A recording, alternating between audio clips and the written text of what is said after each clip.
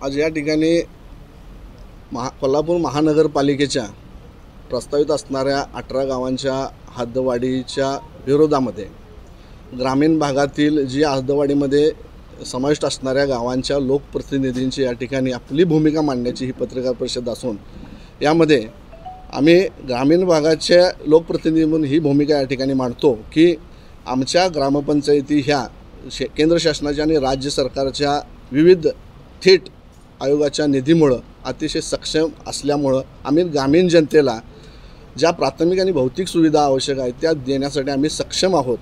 त्यामुळं या ग्रामीण भागामधील जनतेचा आणि ग्रामीण भागातील नागरिकांचा ह्या हद्दवाढीला 100% आमचा विरोध आहे। या ठिकाणी कोल्हापूर महानगरपालिकेतील ज्या हद्दवाढ होण्यासाठी प्रयत्न करणाऱ्या जी कृती समिती आहे त्या कृती समितीतील लोकांनी जी पत्रकार परिषद घेतली त्या पत्रकार परिषदेच्या माध्यमातून हद्दवाढ करणे हा विषय बाजूला गेलेला असून तो वेगळ्याच राजकीय विषयावर तो पत्रकार परिषद भरकटत गेलेला आहे। त्यालाच आज उत्तर देण्यासाठी या ठिकाणी आम्ही ही पत्रकार परिषद घेतलेली आहे आणि आम्ही सर्व गावांनी ग्रामसभेचा ठराव करून ह्या हद्दवाढीमध्ये आमचा 100% विरोध असून ह्या महानगरपालिकेमध्ये आम्ही समाविष्ट होणार नाही।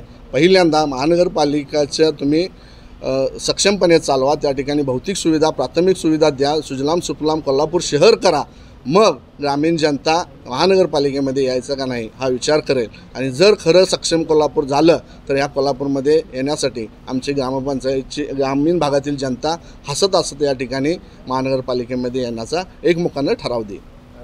खरं तर सचिन चव्हाण साहेबांची ती पत्रकार परिषदेची मला सांगायची की राजकीय स्टंट आहे, कारण त्यांनी भूतकाळात नेली ती पत्रकार परिषद। आत्ता फ्युचरवर भविष्यावर वर्तमान ह्याच्यावर ते बोलले नाहीत, बोलायला पाहिजे होतं।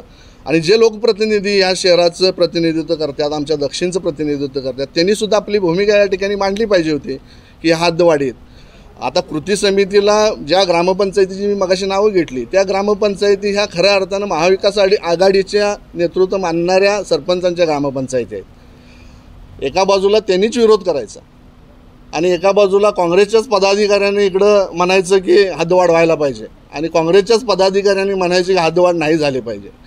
म्हणजे ही भूमिका खरं तर त्यांच्या नेत्यांनी स्पष्ट केली पाहिजे असं एक माझं प्रामाणिक मत आहे। दक्षिणचे आमदार असतील किंवा काँग्रेसचं नेतृत्व करणारे सतेज पाटील साहेब असतील, त्यांनीसुद्धा आपली भूमिका या ठिकाणी मांडली पाहिजे, त्यांची भूमिका काय स्पष्ट त्यांनी त्या ठिकाणी केली पाहिजे असे आमचे एक प्रामाणिक या ठिकाणी मी माझं मत व्यक्त करतो।